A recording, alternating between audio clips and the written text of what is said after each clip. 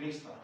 Muy buenas tardes nuevamente, como lo prometimos cada jueves, aquí estamos nuevamente presentes el Perico El Jicote haciendo una plática aquí con el señor, ¿cómo se llama? José Antonio González de Jáuregui, su bizarreta, un poco largo, pero es mi nombre. Sergio Soto Solís. El Marqués del Águila. Juan Antonio Urrutia y Arana, Guerrero y Dávila. ¿Usted? Miguel Olivares Viera. Y yo, Jaime Zúñiga Burgos. José Juan López López. ¿Usted? Francisco Gudiño. Carlos Hernández. Bueno, pues aquí estamos ya presente nuevamente, como hace 8 días que lo prometimos, los jueves, de cada 8 días vamos a estar presentes en varias partes de aquí del Marqués. Vamos a empezar primeramente con el doctor Burgos, que nos puede platicar acá con empezar los dos, ustedes y los más escuchamos nosotros y hacemos preguntas nosotros. Adelante. ¿Cómo no? Para mí es un verdadero privilegio y una gran sorpresa estar en este sitio y sobre todo acompañado de una persona tan amable como Juan Antonio Fernández de Jáuregui, una familia muy reconocida en Querétaro, las principales familias que a través de la historia han seguido conservando una tradición, sobre todo pues la responsabilidad de ser unos queretanos ejemplares porque descienden de este señor, del marqués Juan Antonio de Urrutia y Arana, un noble español que llegó aquí a México, se casa con doña Paula Guerrero y Dávila y conoce Querétaro después de ocupar en México durante mucho tiempo como regidor vitalicio de acueductos. Él era el encargado del manejo del agua de la gran Ciudad de México.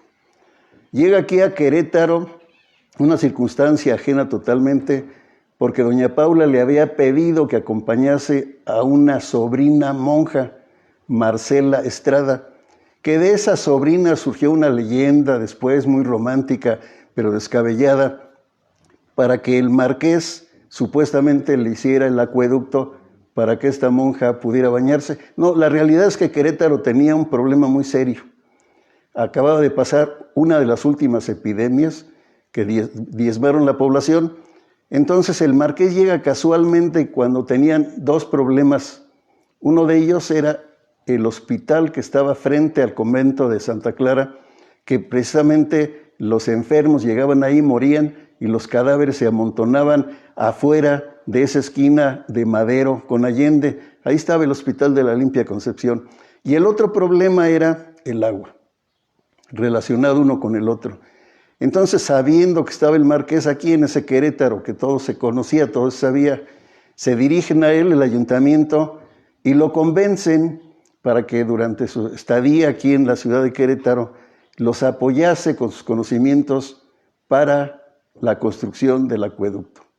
Y ahí es cuando viene el arraigo de tu familia, mi estimado amigo, cuando viene ya este hermanamiento de una familia de un noble español que empieza ya a arraigarse en Querétaro y que después la marquesa deja la herencia noble cuando los títulos nobiliarios todavía se heredaban hasta el año de 1826, después de Agustín de Iturbide, en que por ser Agustín I se quedaron abolidos los títulos nobiliarios. Pero el hecho de que se hayan abolido no quiere decir que no exista la noble sangre, que muchas veces sigue reconociendo en Europa. Incluso varios de los descendientes del marqués siguen ocupando el marquesado, porque todavía esto continúa. A mí me gustaría, aprovechando y viendo la riqueza que tienes, parte la conocemos por tu familia, la proximidad que hemos tenido con algunos de ellos, como con Nicolás, hijo de don Nicolás, un señorón, don Nicolás González Jáuregui. Fuimos contemporáneos con tu primo Nico. Entonces parte de esa historia la conocemos, sabemos el gran acervo, y nada más diré que la casa de la familia de don Nicolás González Jáuregui es donde es el centro helénico, donde hay cosas muy especiales, como lo de la capilla. Coméntanos de la capilla, porque muchos de los queretanos dicen, no, pues es que llegaron a una capilla y se la robaron de España. ¿Cuál es la situación, Antonio, por favor? Buenas tardes nuevamente. La capilla de Ávila Fue comprada en Nueva York a la familia Hertz. Ya la habían traído de España, estaba semi-abandonada o a buen resguardo en los muelles de Nueva York. Mi tío Nicolás González Fernández de Jáuregui, porque eran González Fernández de Jáuregui, y por ser un apellido un poco extenso se quitaron el Fernández, y todos mis tíos, mi papá y todo se quedó como González Jáuregui. Por eso es así el nombre. Y trajo la capilla y la armaron en Avenida Revolución, el claustro. Fue comprada a la familia Hertz. Es el único monumento de América Latina de antes del descubrimiento del siglo XIII, es gótica. Es algunas cosas que te puedo decir. Mi tío Nicolás también ayudó mucho en las cosas de las fiestas patrias y navideñas en Querétaro. Cuando desafortunadamente murió, pues parece que muchos coincidimos en que no se le reconoció, pero sí ayudó mucho en la historia y en el presente, en su época, para las fiestas, independientemente de la plaza y de otras festividades que a la gente, me parece que viene en una ocasión en el periódico que le pedían, bueno, independientemente que les gustaban. No sé qué alguna otra cosa pueda comentarte más. La casa, pues ahora de aquí se llevaba, como me dicen algunos compañeros que estamos aquí presentes, que es el nacimiento de Querétaro por el agua. Actualmente no hay una sola gota de agua. Por las explosiones, por las pedreras, por las quebradoras, se fue el agua. Hace mucho tiempo también hubo un pleito que duró 40 años. Estuvo al frente de él Alfonso Jáuregui. Después de 40 años lo ganó. Pero la gente aquí, los pozos los pintaban para decir que cada quien tenía su agua o se la estaban robando. Después, hace 49 años, todavía había muchas huertas, todos alrededor del río había mucha huerta de aguacate. Ahora no he visto ni un solo árbol de aguacate. El río lleva, desafortunadamente, pues, aguas negras, y antes el río se llamaba Aguas Blancas. Cuando el marqués empieza a hacer los estudios para ver la factibilidad y deciden del manantial del Capulín, un manantial que tenían los indígenas y que incluso se relata cómo se metía el ganado, y es lo primero que hacen, protegerlo del ganado para que no entrase el ganado a defecar y a contaminar el agua. El marqués, viendo los acueductos de la Ciudad de México y sobre todo los europeos de tipo romano, decide y le propone al ayuntamiento, que el ayuntamiento tenía escasos recursos, cerca de 20 y tantos mil pesos de aquella época, le propone hacer un caño, una tarjea, un acueducto de cal y canto que partiera de la alberca del Capulín por medio pueblo de la Cañada, y que todavía se conserva un tramo a la altura de Emiliano Zapata 105, que desafortunadamente está olvidado, que es el último vestigio del acueducto original del marqués. Entonces el marqués empieza a tener tratos con los indígenas y llega al convencimiento para que dejen llevarse el agua.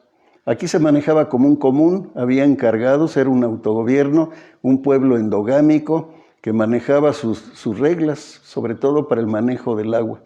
Los franciscanos les habían enseñado a sembrar, y ellos tenían las vegas del río, es una parte muy productiva, y se convirtieron en los indios más soberbios de la región porque eran muy ricos. Llevaban sus productos, sus hortalizas a los reales de minas de Guanajuato, de Zacatecas y de San Luis Potosí, y al marqués le cuesta mucho trabajo convencerlos para que dejaran llevar el agua a Querétaro.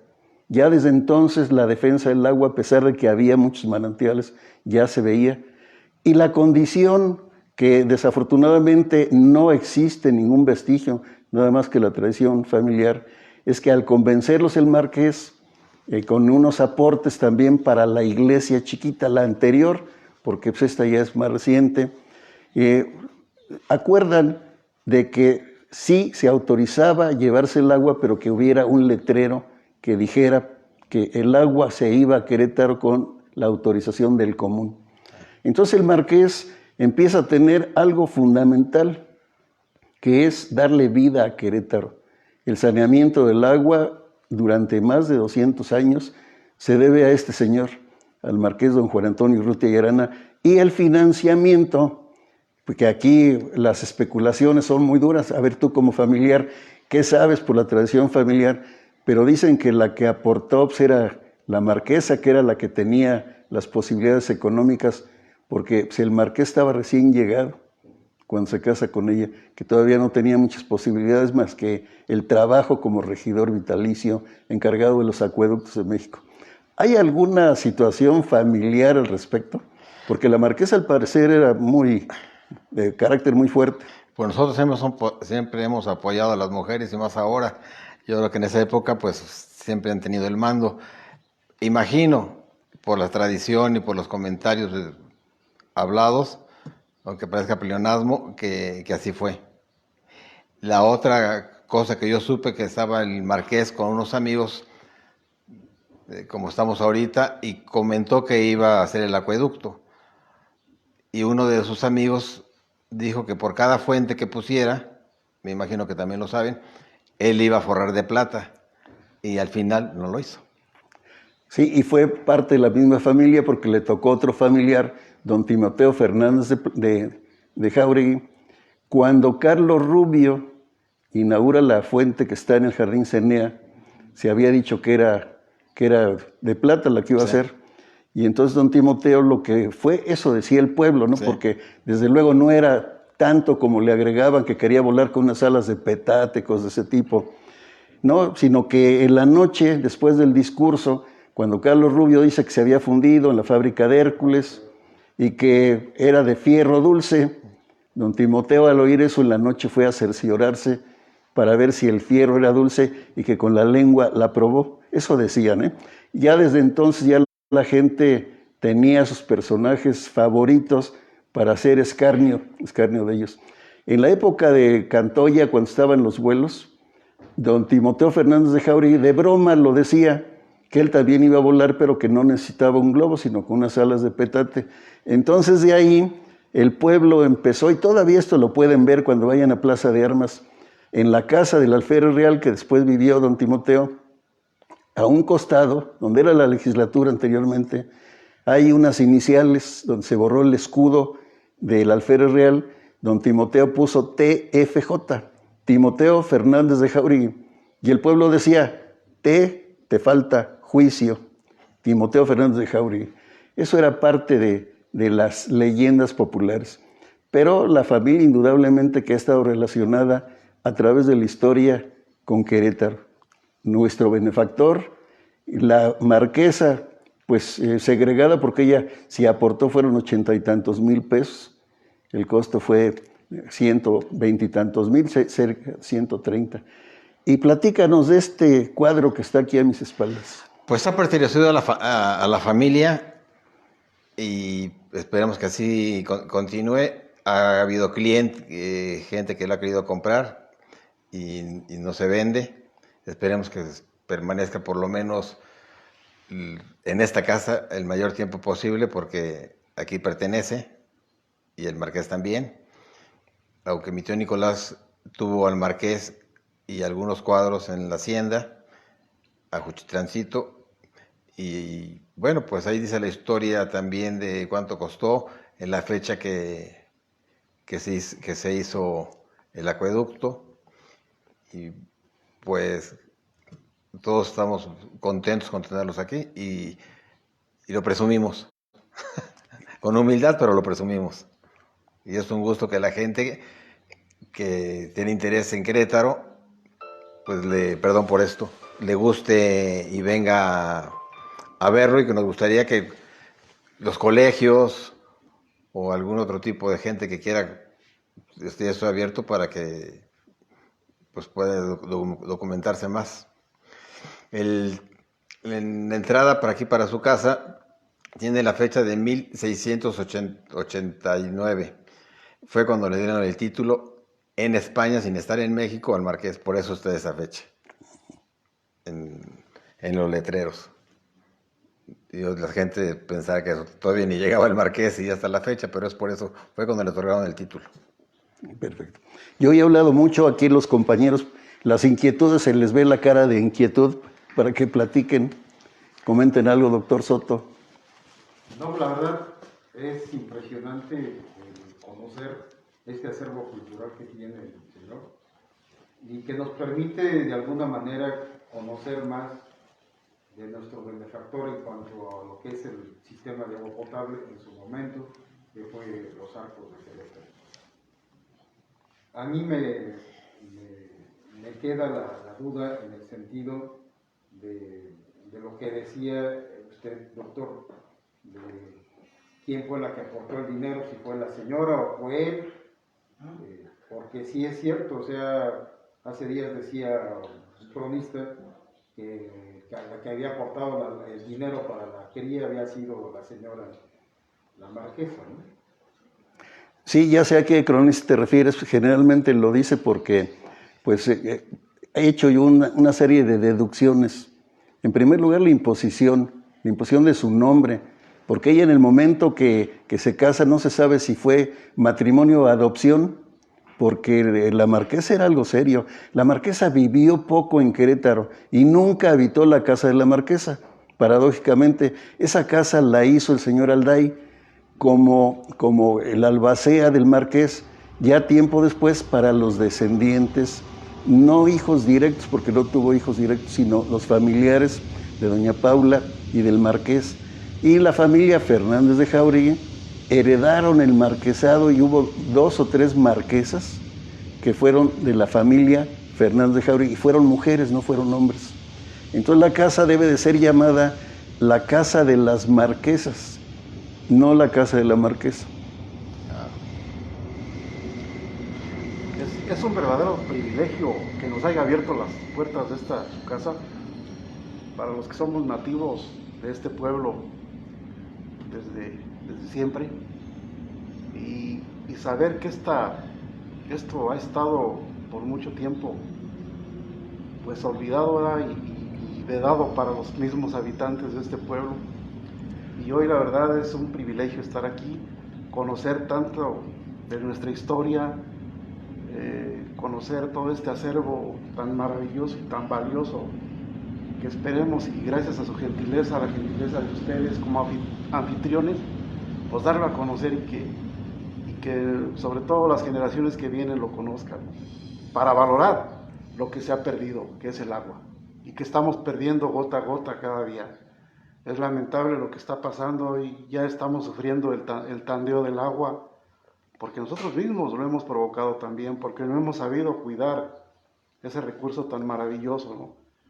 Entonces es muy importante conocer esta historia, pues para que no se repitan los errores que hemos cometido nosotros para descuidar este preciado líquido. Hoy vemos con tristeza el río en que se ha convertido en una fuente de aguas negras. Ya no es río, es un canal de aguas a cielo abierto, ¿no? Cuando antes todavía disfrutamos, los que tenemos edad, el paraíso, ¿no? que hoy hemos estado perdiendo. Entonces, pues decirle, Señor, que bueno que se pueda abrir este lugar para nuestras generaciones y que valoren lo que hemos tenido y que hemos estado perdiendo. No, pues qué bueno, al contrario, esto es para los del Marqués principalmente, y para los de Querétaro y para todos los foráneos. Es para eso y es para lo que estamos luchando y lo que hemos tratado de hacer, conservándolo. Entonces, esperemos que pronto se pueda aprovechar más para todos. Y si así lo quiso el Marqués, pues ¿por qué nosotros no? Claro. Hay otro asunto que es muy interesante y realmente muy cercano y referente al Marqués. Cuando don Cayetano Rubio llega aquí a México y a Querétaro, él empieza a disponer del agua en exceso y tiene conflictos con el ayuntamiento muy serios, incluso con las monjas de Santa Clara, que no les llegaba el agua porque estaba al lado de la ciudad.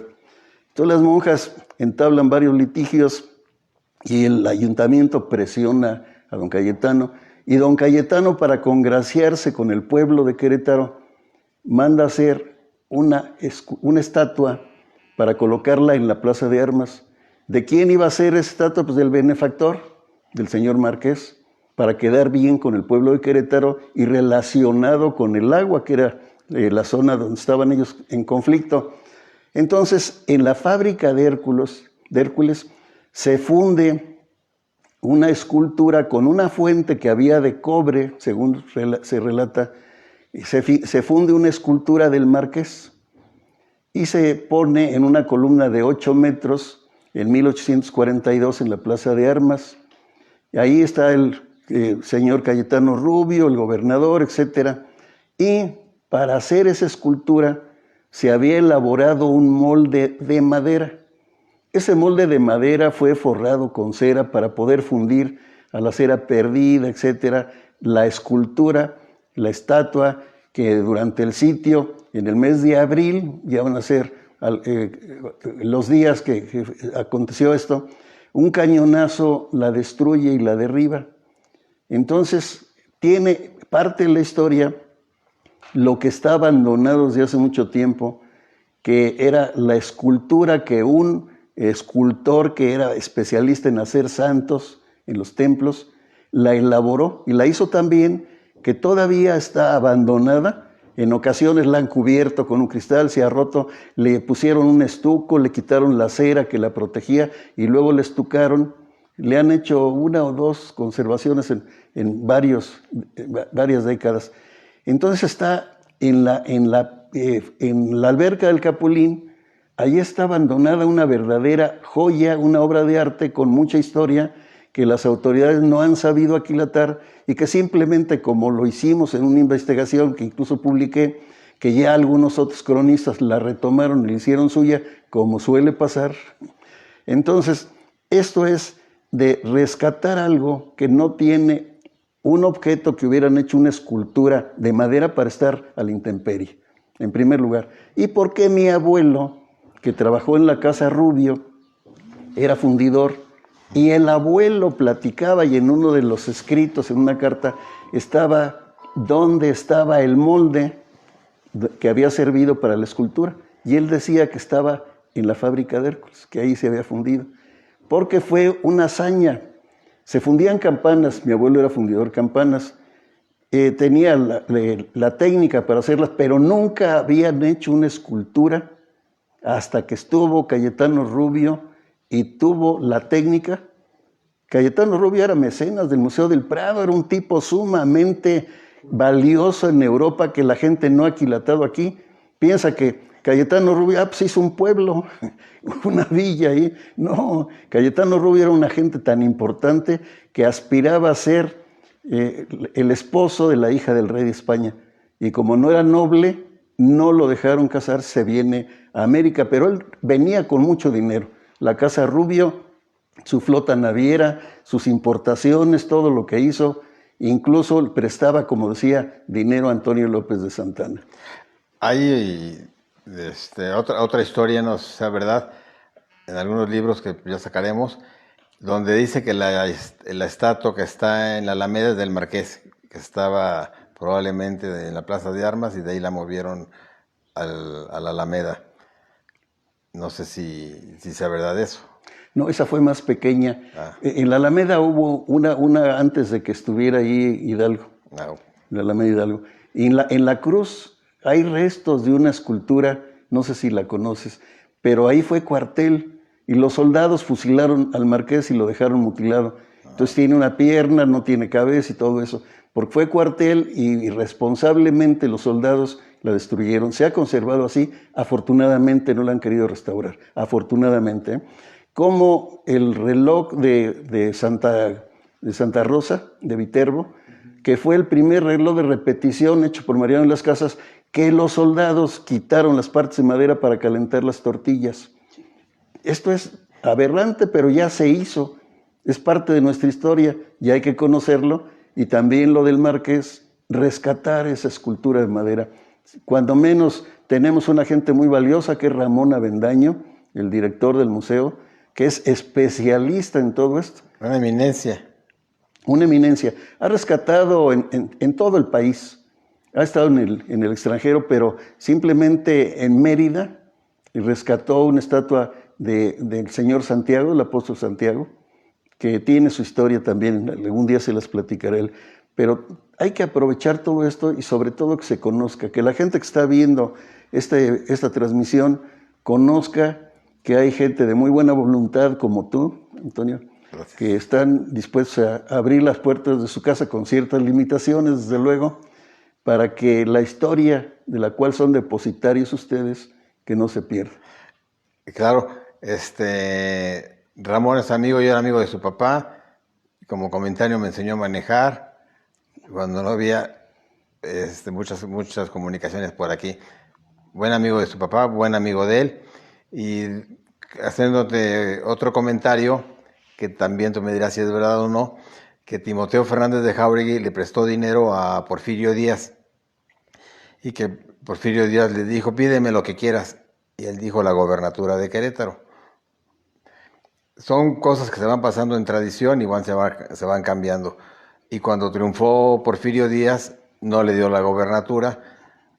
Y entonces Timoteo dijo, bueno, pues no me pagues. Entonces de ahí, en lugar de Timoteo Fernández, le decían, te fregaste Jáuregui. Sea verdad o sea mentira, es una anécdota. Pero sí fue gobernador suplente de don Rafael Olvera en 2 ocasiones. ¿Sí? Ah, muy bien, perfecto. Pero igual no cuando le tocaba con Porfirio. Era la tercera la vencida.